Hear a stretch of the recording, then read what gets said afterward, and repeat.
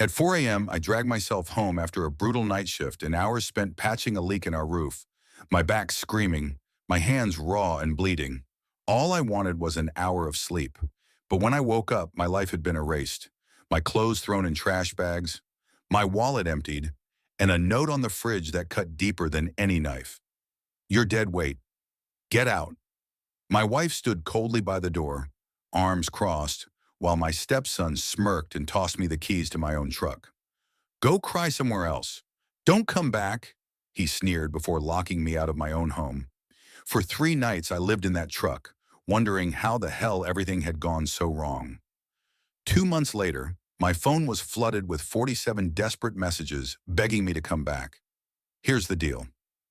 I have been married to Elaine for 7 years. She's got a son, Craig, from her previous marriage. The kid never liked me. Whatever, I get it. Teenagers are moody. But this story isn't about typical family drama. It's about how I went from busting my ass for these people to sleeping in my truck in the span of one day. Looking back, I should have seen the warning signs. They were everywhere. The way Craig would accidentally break my stuff. The way Elaine's eyes would glaze over whenever I talked about work. The constant comments about me not making enough money. The mystery shopping bags that would appear even though our credit card was maxed out. Again. But you know how it is when you're in the thick of it. You make excuses. You think things will get better. You remember the good times. I work night shifts. Yeah, it sucks. And I just finished a brutal 12-hour stretch last Tuesday. It was pouring rain, and I got a text from Elaine around 3:30 a.m. saying our roof was leaking in the living room. Great. Just what I needed after being on my feet all night. I drove home in the storm, grabbed my tools from the garage, and climbed up there in the dark with just my headlamp. Wind howling, rain coming down sideways, the whole deal. I found the problem. Some shingles had come loose, and patched it up as best I could. Took me about an hour. By the time I finished, my back felt like someone had taken a baseball bat to it, and my hands were bleeding from scraping them on the roof tiles. I remember thinking, as I climbed down that ladder at 5 a.m., soaking wet and hurting everywhere, at least I fixed it. At least they'll be happy about that. Walked in, saw Elaine sitting in the kitchen scrolling through her phone. I told her I fixed the leak, but we'd need to get someone to look at it properly when the weather cleared. She barely looked up, just kind of grunted. Cool. Thanks for the appreciation. Whatever, I was too tired to argue. I remember saying I needed to crash for a bit before handling anything else. My plan was to nap for maybe an hour, then get up and deal with the water damage in the living room. I didn't even shower, just collapsed on our bed, still in my damp clothes. Next thing I know, I'm being shaken awake. Opened my eyes to see Elaine standing over me, arms crossed, face like a thunderstorm. Craig was leaning against the door frame with this smirk that I can still see when I close my eyes. I thought maybe I'd slept too long. Checked my phone. It was only 9:30 a.m. I'd been out for like 4 hours. That's when I noticed the trash bags. 3 big black garbage bags were sitting by the bedroom door, stuffed full. I could see some of my clothes poking out of the top of one. But before I could even ask what was happening, Elaine told me I needed to get out. Just like that. Said she was done carrying me. Done with my excuses. Done with everything. Said I was dead weight and she deserved better. I sat there trying to process what the actual hell was happening. Asked her if she was joking. She wasn't. Craig tossed my truck keys at me, telling me to go cry somewhere else and not come back. That's when I noticed my wallet on the nightstand, open and empty. The $200 cash I had in there? Gone. I'm not proud of how I reacted. I started yelling, demanding to know what the hell was going on. Elaine just kept repeating that she wanted me out now. Craig stepped between us, getting in my face, telling me how his mom had wasted 7 years on a loser like me. Side note, this kid, who has never held down a job for more than 2 weeks, who still lives at home rent-free playing video games all day, had the audacity to call me a loser. The irony is not lost on me. I tried to calm down, tried to understand, asked if we could talk about this rationally. Elaine just pointed to the bags and said I had 5 minutes to get out before she called the cops. Went to the kitchen to get some water, try to think. That's when I saw the note on the fridge in Elaine's handwriting. You're dead weight. Get out. It wasn't a sudden decision. This was planned. I grabbed the trash bags, still trying to argue my case. Craig started filming me on his phone, saying how he was documenting me losing my shit in case I tried anything. I wasn't even doing anything except asking why and what the hell. They literally pushed me out the door. Our door, the house I'd been paying for. The last thing I saw before the door slammed in my face was Craig's smirk and Elaine's cold eyes. Then I heard the deadbolt click. I stood there in the driveway for what felt like hours, trash bags at my feet, still wearing the same clothes I'd fixed the roof in. My hands were still scabbed over, my back still ached, and now I was homeless. Tried calling Elaine, straight to voicemail. Texted her, no response. I could see them peeking through the blinds, watching. I finally loaded my bags into my truck and just drove. Parked at the 24-hour supermarket lot and tried to sleep in the cab. It was uncomfortable as hell, and I kept waking up thinking this was just some fucked up nightmare. It wasn't. For 3 nights, I lived in that truck, showered at the gym, brushed my teeth in public restrooms, showed up to work looking like absolute garbage. My coworker Wyatt eventually noticed something was wrong and practically forced it out of me, offered me his couch until I could figure things out. First thing I did when I had access to a computer, check our joint accounts. Cleared out every last penny. 7 years of marriage and she took everything we had saved, which wasn't much, but still. Called the bank, nothing they could do since she was on the accounts too. Called the credit card companies. Found out she'd maxed out both our cards in the days before throwing me out. Meanwhile, my calls and texts went unanswered. I drove by the house once and saw Craig's friends' cars in the driveway. They were having a party in my house while I was sleeping on Wyatt's couch. That's when something in me changed. The confusion and hurt started hardening into something else, something cold and determined. I stopped calling, stopped texting, started making plans instead. Got a small apartment with Wyatt's help, opened new bank accounts, went to work, kept my head down, started documenting everything. It's been 1 month since she threw me out like trash, 1 month of rebuilding my life from literally nothing, 1 month of swallowing my pride and accepting help from people I barely knew, 1 month of rage building inside me, keeping me awake at night. But here's the thing, these two don't know I'm not the type to just roll over and take it. I've been working my ass off my entire life. I know how to endure, I know how to wait, and I know how to fight back. Next time I post, I'll tell you about what I discovered when I finally talked to a lawyer. Let's just say Elaine and Craig have no idea what's coming their way. Because when you throw someone away like they're nothing, sometimes they come back as your worst nightmare. Holy shit, y'all. Wasn't expecting my last post to blow up like that. The support from this sub has been unreal. TBH, reading your comments actually made me tear up a couple times. Yeah, I know. Not very manly. Whatever. When your whole life gets thrown in the trash, knowing random internet strangers have your back hits different. So it's been just over a month since Elaine and Craig kicked me out of my own house. A lot has happened. Buckle up because this gets wild. First off, I'm settled in a tiny studio apartment now. It's basically a shoebox with a bathroom, but it's mine. Wyatt helped me find it. Dude's been a solid rock through all this. After crashing on his couch for 2 weeks, I needed my own space, even if it meant living somewhere that makes a college dorm look luxurious. The walls are paper thin, the shower takes 5 minutes to get warm, the microwave and fridge can't run at the same time without tripping the breaker. But every night I sleep here is another night I'm rebuilding my life one step at a time. Something weird happened about 2 weeks ago. I was grabbing coffee at the gas station before work, and guess who I ran into? Elaine's cousin, Sabrina. This woman has never liked me. Always gave me the cold shoulder at family gatherings. But there she was, looking all uncomfortable, avoiding eye contact while waiting for her order. I was about to just ignore her when she suddenly came over, asked how I was doing in this weird, guilty voice. I gave her some generic, hanging in there response. That's when she dropped the bomb.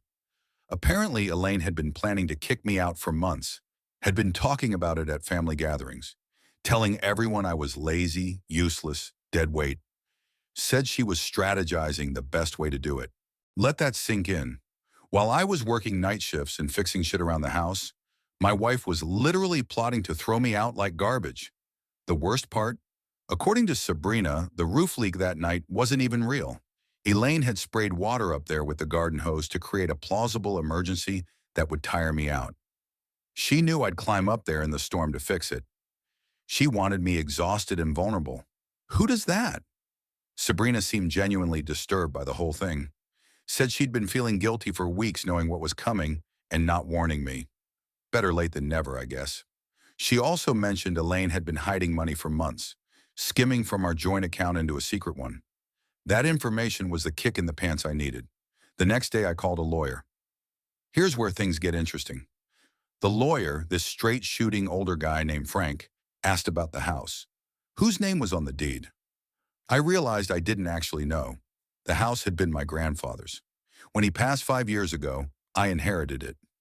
Elaine and I had already been married 2 years by then. I just assumed we'd put both our names on the paperwork during that emotional blur after his funeral. Frank did some digging. 3 days later, he calls me with news that knocked me sideways. The house is still 100% in my name only. Let me repeat that. My name only. Turns out we never updated the deed after my grandfather died. The lawyer handling his estate just transferred it directly to me. Elaine and I had talked about adding her name someday, but we never actually did it. For 5 years, she's been living in my house, acting like it's hers. And here's the kicker. In our state, since we've been married under 10 years, and the house was inherited, not purchased together, it's considered separate property, not marital property. Translation? It's legally mine. All mine. When Frank told me this, I just sat there in shock. Then something shifted inside me. That cold, determined feeling from before crystallized into something harder, something with edges. I spent the next week documenting everything, got copies of all bank statements showing the cleared-out accounts, printed the credit card statements showing Elaine's shopping spree right before kicking me out, documented all the texts and calls she ignored. Meanwhile, I focused on stabilizing my situation, picked up extra shifts, started bringing my own lunch instead of buying it, canceled all subscriptions. Every dollar saved was another brick in the foundation I was rebuilding. At night, I'd sometimes find myself opening social media, even though I knew it would piss me off. Sure enough, there were Elaine and Craig posting pics of the renovations they were doing to my house with my money. New TV mounted on the wall, kitchen getting repainted, Craig's room getting some fancy gaming setup, all while I'm eating ramen in my shoebox apartment. But I didn't comment, didn't react, just took screenshots, adding them to my documentation file, evidence of how they were spending the money they stole from me. Frank advised me to start separating our finances completely. I canceled the joint credit cards, removed Elaine as a beneficiary on my insurance, changed all my passwords, cut every financial tie I could find. That's when we discovered something that made my blood run cold. Elaine had taken out a personal loan using the house as collateral. My house, without my knowledge or consent. The loan was for $25,000. Frank was shocked. That's straight-up fraud. She forgets your signature on the documents. I never seen a penny of that money, but I'm supposedly on the hook for it. And what had she been doing with $25,000 of fraudulent loan money? Based on her social posts, she is remodeling my house and buying Craig a car. A car with my stolen money and my forged signature. It's like watching someone rob your house on a live stream and not being able to do anything about it. Except now, I can do something. Frank has been methodically building our case, gathering evidence of the fraud, preparing the legal documents. We're not just going to get my house back, we're going to make sure there are consequences for what they did. The plan is set. The paperwork is ready. In 3 days, they're going to get the surprise of their lives. Yesterday, I drove by the house, my house, for the first time in weeks. They've painted the front door a hideous purple color. There were unfamiliar cars in the driveway. Through the windows, I could see people moving around, laughing, having a good time, living in my house, spending my money, acting like they've gotten away with everything. They have no idea what's coming. And yeah, before the Reddit lawyers chime in, everything we're doing is 100% legal. I'm not breaking any laws here, just reclaiming what's rightfully mine. Frank says the element of surprise is crucial. Elaine thinks she's won. She thinks I'm broken, living in my truck or on someone's couch, licking my wounds. She has no clue I've spent the last month building a case against her. No clue I know about the fraud. No clue the house is still in my name. The paperwork gets filed tomorrow. Then it's just a matter of waiting for the sheriff to serve the documents. I've taken next Monday off work. That's when it's all going down. Frank will be with me. We've thought of everything. One thing I've learned from this whole nightmare: when someone shows you who they really are, believe them the first time. Elaine and Craig showed me exactly who they are: selfish, cruel, greedy. Now I'm about to show them exactly who I am. And I'm not the doormat they think I am. I'm the storm they never saw coming. So, Monday happened. And holy shit, you guys, I'm sitting here in my house right now, on my couch, drinking my beer, trying to process everything that went down in the last 48 hours. This is going to be a long one, but I promise it's worth reading till the end. First, thank you all for the messages of support. Literally, thousands of you reached out, shared similar stories, offered advice that kept me going through some dark nights. For real.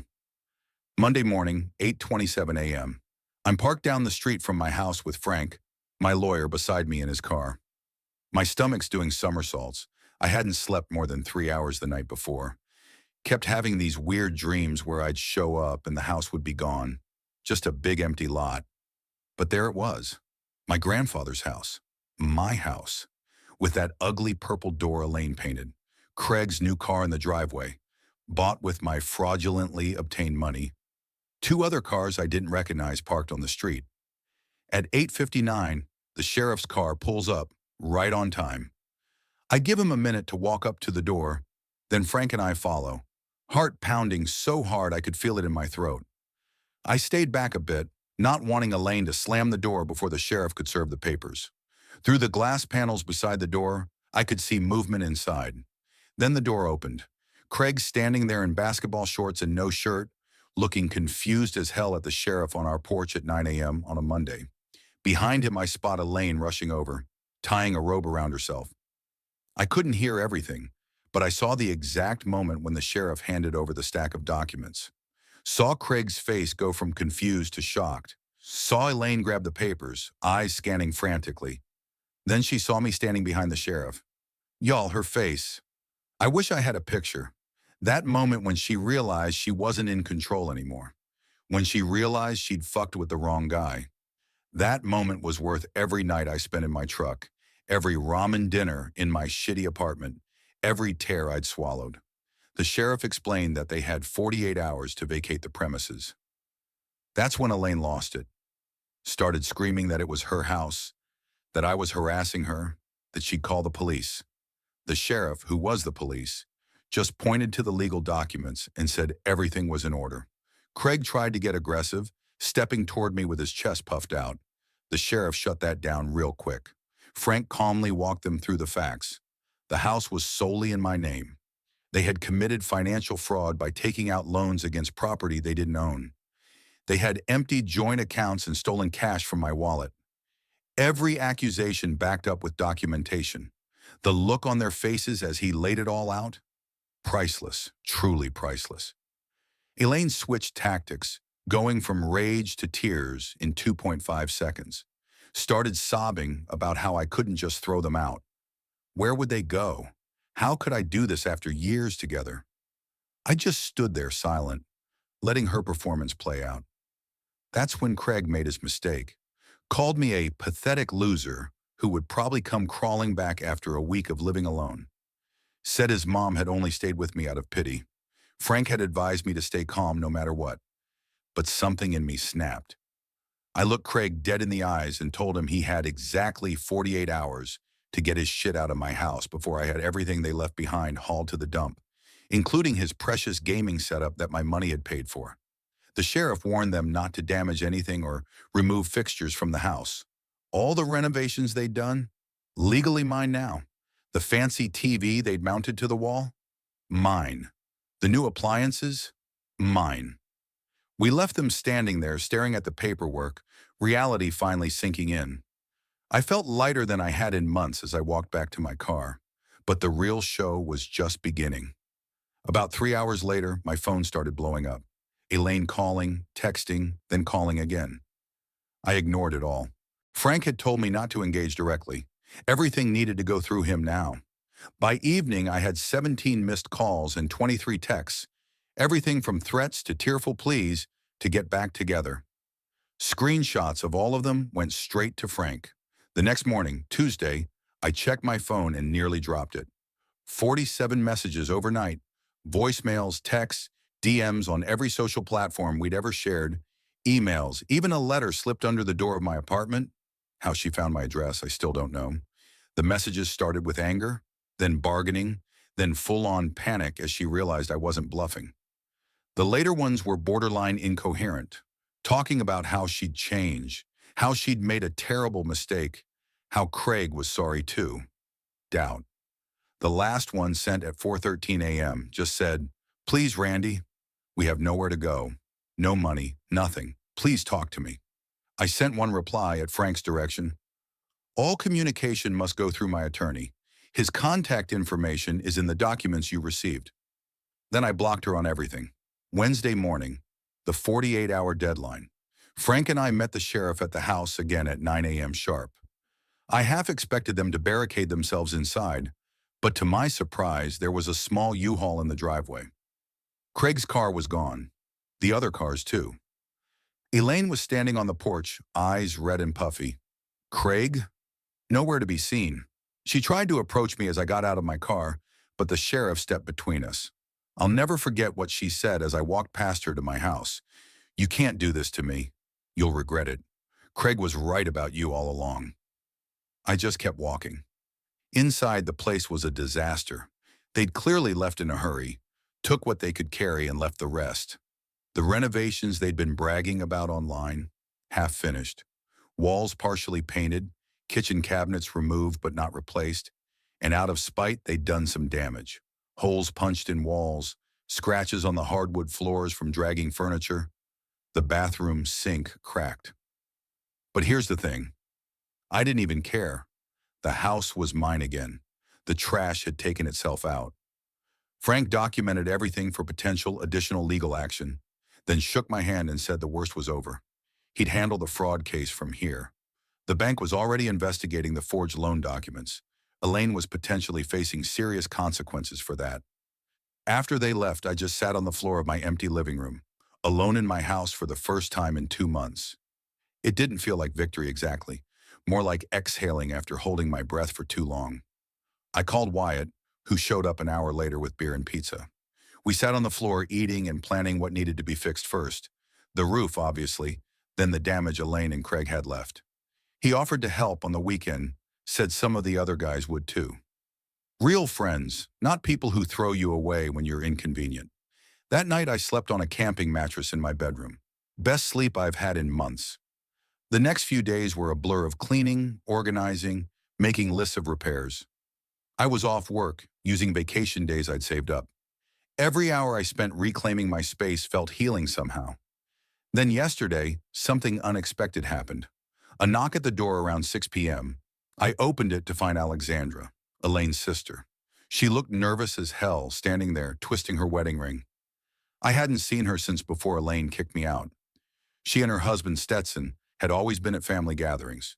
Though Stetson was a piece of work, always talking over her, controlling everything. Alexandra asked if she could come in, said she needed to talk to me. Against my better judgment, I let her in. She broke down crying almost immediately. Said she was sorry about what Elaine did. Said she tried to talk her out of it. Then she dropped the real bombshell. Elaine and Craig were staying with her and Stetson, sleeping in their basement. But Stetson was making life hell for all of them, especially Elaine.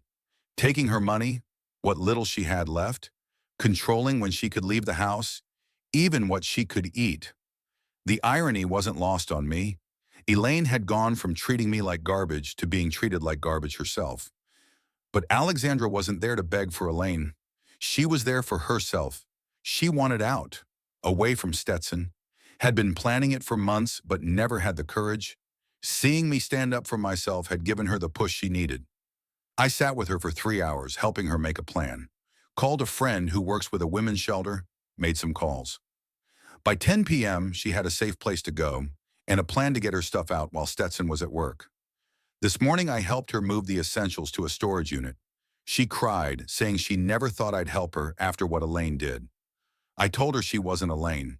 She hadn't done anything to me. Now it's evening. I'm sitting on my back porch with a beer, watching the sunset. My house still needs a ton of work. My bank account is still recovering. The legal stuff with Elaine isn't fully resolved yet, but I'm free, and I'm stronger than I was 2 months ago. Funny thing, Alexandra texted me an hour ago. Said Elaine and Craig just found out she left Stetson. Apparently, Stetson blamed them for Alexandra leaving and kicked them out. They have nowhere to go, no money, no car. Craig's got repossessed yesterday. No friends willing to take them in. Karma really is a magnificent bitch. So that's where things stand now.